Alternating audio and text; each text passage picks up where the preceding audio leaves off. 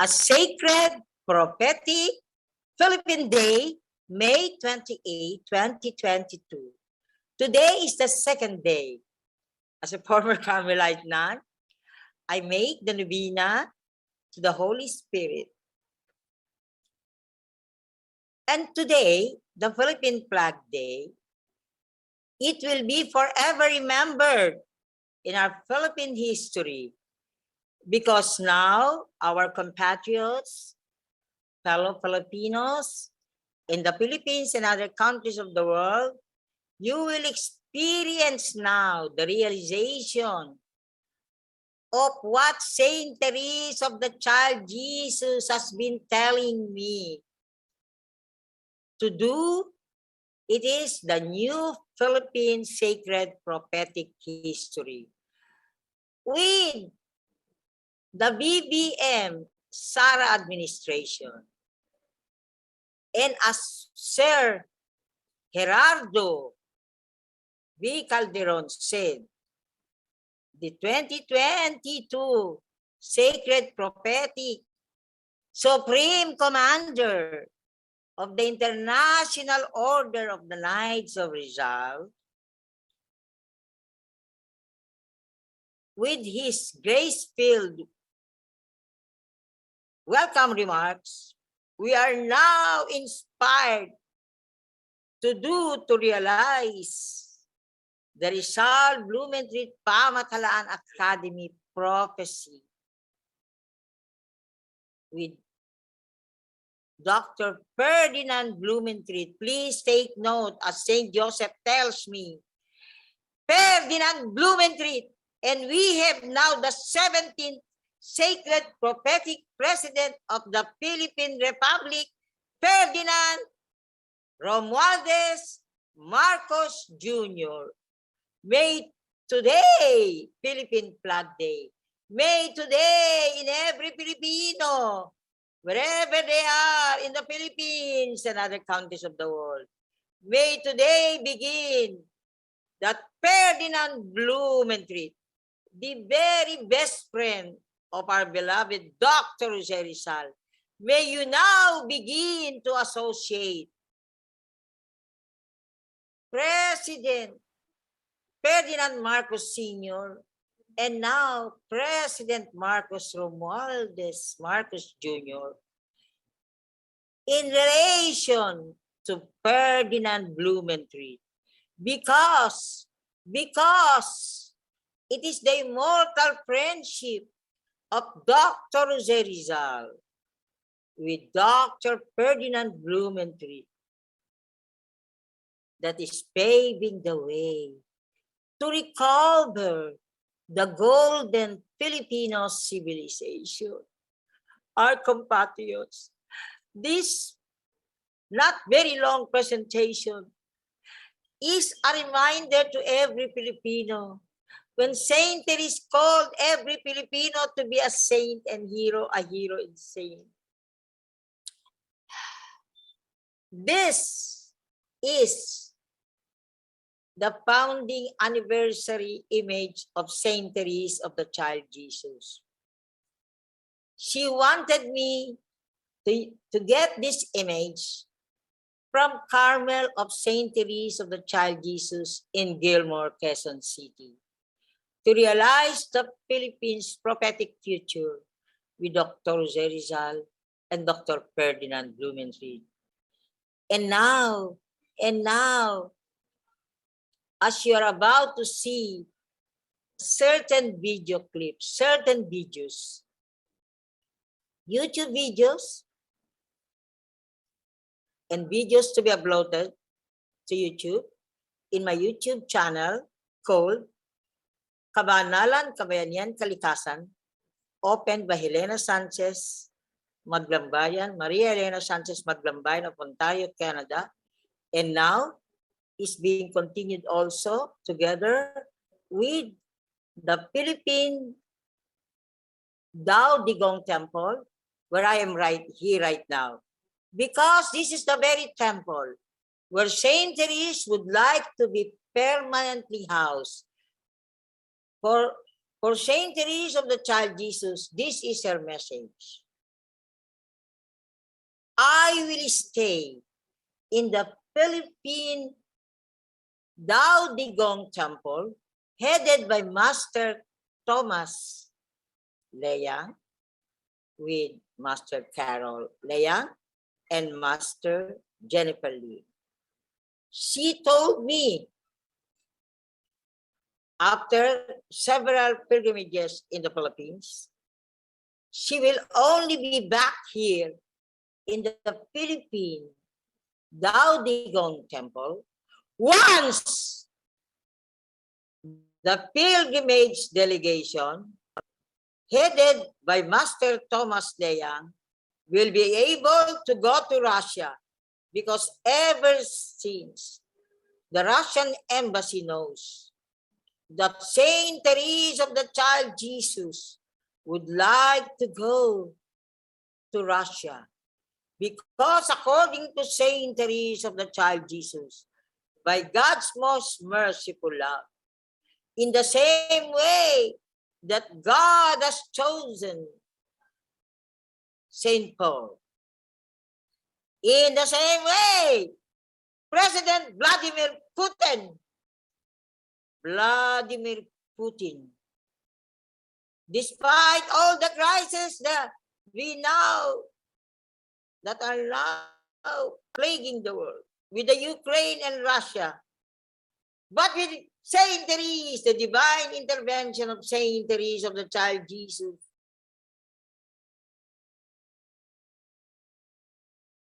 the Philippines' sacred prophetic relations with Russia will be realized and will be the first two nations to show to the world the power of God's merciful love, the power of God's grace, the power of Saint Joseph, the power of the Most Holy Trinity, the power of Our Lady of Fatima.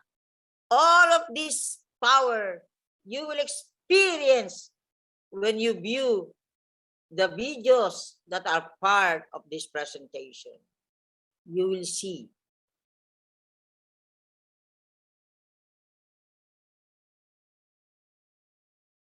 how Our Lady of Fatima, when Saint Teresa of the Child Jesus instructed me to go to Fatima, Portugal, to get sacred prophetic Fatima soil from Fatima, Portugal, and to put it in these following places.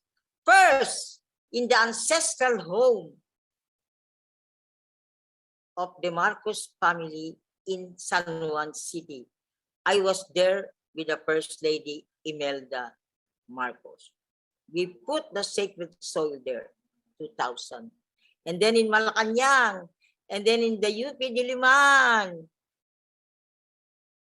and in the other places of Ate Carmel Maglang Bayan, of Atty. Pablo Tillana III, and Carlos Nitos Valero, and the Dambana ng Espiritu Santo in Baguio City, where Susana Roses, who just joined the good Lord, also offered and gave to me a small novena of Our Lady of Perpetual Help. This is harvesting time.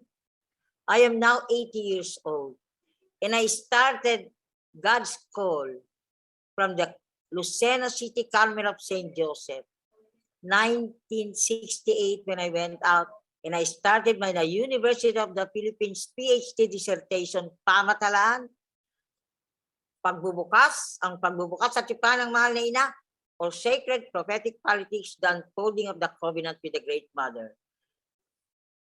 There are 3 marked places of Pamatalaan. 1, you have in the Civil Service Commission, Montejo Pamatalaan Park, established by the former Civil Service Chairperson Corazon de Leon. And where we also have the Dambana ng Bayan Awards, I conceptualized with my University of the Philippines students to honor Czech Republic Ambassador to the Philippines, Ambassador Jaroslav Ludba, who gave birth to the Rizal Blumentritt Pamatalan Academy, because Pamatalan, I told him, is the very essence of the sacred prophetic cry of the countless spiritual descendants of Rizal and the Katipunan. And then, towards the end, is the pasasalamat of Ate Carmen Madlangbayan. I will introduce her now. At this stage, I call on President-elect Fernando Romualdez Marcos Jr. and Vice President-elect Vice Mayor Inday Sara,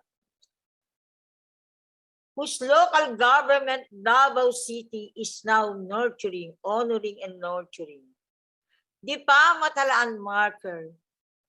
I requested, it is the Pamatalaan marker. I requested National Artist Napoleon B. Abueva to do for me, for a modest amount of 50,000 pesos I requested from the Philippine Tourism Authority at the Department of Tourism. It is in the Magsaysay Park at the entrance, Magsaysay Park of Davao City. So you see, there are 3 Pamatalaan distinguishing mark. You have the Civil Service Commission, Montejo Pamatalaan Park, the National Artist Napoleon B. Abueva Pamatalaan marker at the entrance of the Magsaysay Park of Davao City. And above all, the Rosario La Union Ritual Center of Pamatalaan Dambana ng Bayan. The members of this spiritual group called Kamamaan, Kaina-inahan in the city of Nangkamutyan, in ang Carmen Maglangbayan, I have experienced all the pilgrimage sacrifices and prayers and work. From Manila to Lawag, please take note, Lawag, the city, the light, Lawag means light, the city of President Ferdinand Marcos Sr. They walk on foot from Manila to Lawag City, from Manila to Malacanang, to bless Malacanang during the time of President Ferdinand Marcos Sr. and later time of President Fidel V. Ramos. And now, I entreat President Rodrigo Roa Duterte to allow the spiritual brotherhoods, to allow the sacred ancestral prophetic groups who have been sacrificing through the years to be in Malacanang, in the garden where we put the sacred Fatima soil. On the day Sol Lucia of Fatima joined God in heaven, because it was the promise of Our Lady of Fatima that you will live to see the fulfillment of my prophecy. And so when on the dying day, February 14 here, on the dying day of Sol Lucia of the Fatima apparition, and destiny decreed that we were able to put the sacred Fatima soul in Malacanang.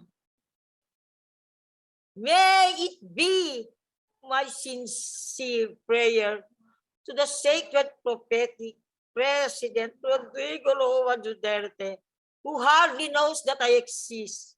But because Saint Teresa of the Child Jesus and all the other saints and heroes continue to guide and bless me and give messages.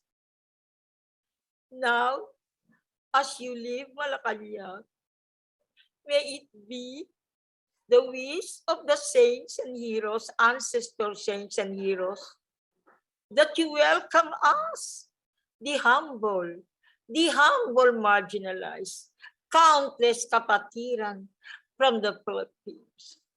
Please welcome them, if it is possible, on June 19. June 19, the birthday of our beloved hero, Dr. Jose Rizal, because you have never welcomed this countless Rizal and the Katipunan spiritual descendants. For the success of the sacred prophetic legacy from President Rodrigo Roa Duterte to President Ferdinand Romualdez Marcos Jr. May I tell you the desire of Saint Teresa of the Child Jesus, Saint Joseph, the Holy Trinity, the Holy Family, because it is the Philippines' prophetic destiny to take care of the world. And now that Ukraine and Russia are at war, when we are able to do it as one nation, as one Filipino nation, may we answer the call of our President-elect, the 17th sacred prophetic President, Ferdinand Romualdez Marcos Jr. He keeps saying, he keeps calling, please pray for me, because my success is your success. We on our part, we who belong to the so-called kapatiran, or what I would rather call, as I present them to my international audiences, the Philippine Sacred Prophetic Spiritual Groups, who have been waiting through the years of a Philippine president who will realize the Philippines' prophetic destiny to take care of the world. And now today, Philippine Flag Day. Now, may every citizen, leader, and community realize, if it is possible to kiss a Philippine flag, and then within our hearts, let's say, Dr. Jose Rizal, you, as Sir Jerry Gerardo B. Calderon said in her opening welcome remarks, Rizal's dream to redeem and recover the Filipino golden civilization. May every Filipino now kiss the Philippine flag. And as we kiss our beloved Philippine flag, this Philippine flag that has been waved by President-elect Ferdinand Romualdez Marcos Jr. and Vice President-elect Mayor Sara Inday Duterte, may we now join them in waving the Philippine flag, a Philippine flag that has been purified from greed, corruption, and oppression.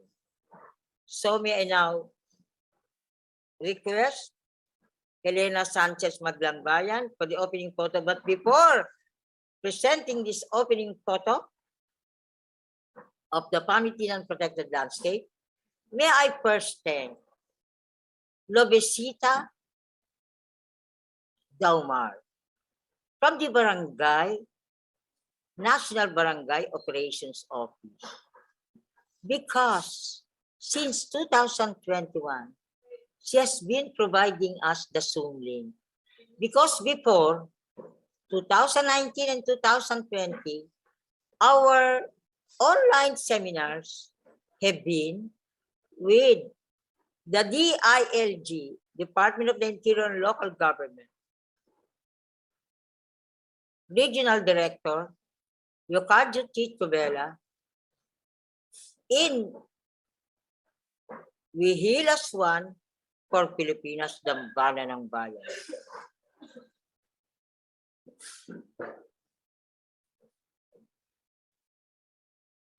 This is, at the left, you see President Fidel V. Ramos. Ate Carmen Maglangbayan is beside her. And the one that is holding is the Pamatalaan flag, requested from me by Ate Carmen Maglangbayan. On May 21, 2022, we celebrated the anniversary of Philippine spiritual government of Pamatalaan o Turay de Dios with this Philippine flag, with this Pamatalaan flag. And then in the second photo is the national artist Napoleon V. Abeba Katipunan Eternal Flame with President Gloria Macapagal Arroyo. Actually, I was standing beside President Gloria Macapagal Arroyo. And the third photo is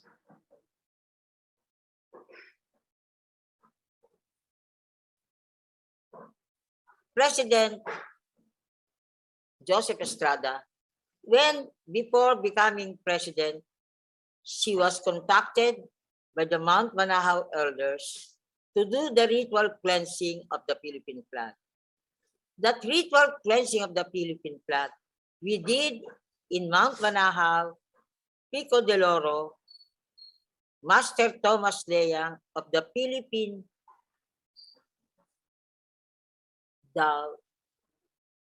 Digong Temple led the ceremony of the purification, cleansing of the Philippine flag. At the right, well, at the middle of the two mountains of the Pamitinan protected landscape, this is the Pamitinan protected landscape of Rodriguez Rizal. It was only discovered, it became public when I dreamt of it on January 2, 1995. January 2, 1995 is the birthday of Saint Teresa of the Child Jesus. And little did I know that when I dreamt of the April 1895 pilgrimage covenant of Katipunan for Kalayaan, May Purit, Kabanalan, I dreamt of the Katipuneros reaching out to me so that we can have a centennial. My dream was January 2, 1995, and the Katipunan Pilgrimage Covenant happened on April 1895, Holy Week of 1895, 1 year. Without my dream, this sacred prophetic heritage site would be unknown to the public. And above all, we'll never even celebrate its centennial.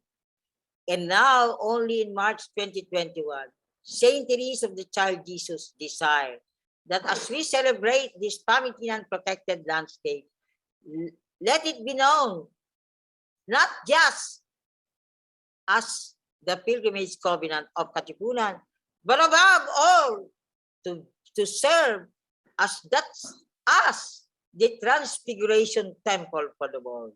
And how will it happen? At the middle of these two mountains. It is the legend of Bernardo Carpio. But now, for me, it serves as the symbol. That one is the Dove Monument, or the monument of the Holy Spirit with the Philippine flag. I put it there so it will remind every Filipino, every citizen, leader, and nation of the world that this will realize the Philippines' sacred prophetic destiny to take care of the world. And so now the call is for every one of us. If we do not do our part, Russia cannot realize its sacred prophetic role to be the first country to establish the sacred prophetic relations with the Philippines. This dove monument or covenant monument of the Holy Spirit was done by the so-called seven, contacted, organized, called by Reina Casiana of the Bakuran ng Diyos Espiritu Santo, and the lead person who realized it with the support of others like Attorney Pablo Tellana III, Carlos Litos Valero, Romeo Dueñas, Emmanuel Lee, Gil Matias, myself, but the lead one who saw to it that this will be established on the top of Camp Shock of Baguio City, even risking his life, is Francisco Morco from San Francisco, California. On June 1, he leaves for San Francisco, California. But not until after we've done a pilgrimage delegation headed by him, Hermie D. of San Miguel, Bulacan, and Professor of UP Manila, Professor Grace Odal Deborah. At the right, you have the saints. You have the Fatima, Lady of Fatima. You have Saint Teresa of the Child Jesus. You have Blessed Alberione of Alba, Italy. You have that Saint Lucia of the Fatima Apparition. You have also Pope John Paul II when he was not yet saint, because he played a big role in the Philippines, sacred prophetic history of the Philippines. And at the middle is the interfaith, Virgin of the Globe, Virgin most powerful, whom I received in Philadelphia, USA, through the divine intervention of Saint Teresa of the Child Jesus. So now you understand why I saw to it that in the YouTube video of BBM Sara administration with ancestors, heroes, and saints, I put the flag. Elena Magdangbayan was able to put this flag, showing, Philippine flag, showing BBM and Sara. I want you to see what I'm wearing, a t-shirt. I want our Filipino people to see my t-shirt. What I'm wearing right now is a kind of a shield showing BBM Sara, done by the La Union group of Robert Lopez Chan with Vivian Rimando, a regional director of Pag-ibig in San Fernando, La Union, and Carlos Litos Valero. I wore this up to the Baraswain Church pilgrimage. So now, you will not hear from me, but please experience the videos to be shown. But before that, I want to acknowledge the presence of our beloved former Philippine ambassador to the Vatican, Grace Relucio Princesa. She has been of utmost significance to what we have been doing. Let me tell you that the timeline of this June for me, and I announced it publicly, Saint Teresa said, share with them this timeline. June 9, 2022 is the anniversary of Saint Teresa of the Child Jesus opening of herself to God's merciful love. Last year, By God's grace, 3 cabinet members answered to my call to have a public anniversary celebration of the June 9 anniversary of Saint Teresa of the Child Jesus, gift of herself or oblation to God's merciful love. Secretary Delphine Lorenzano of the Department of National Defense. Secretary Panelo, Chief Presidential Legal Counsel of Malacanang.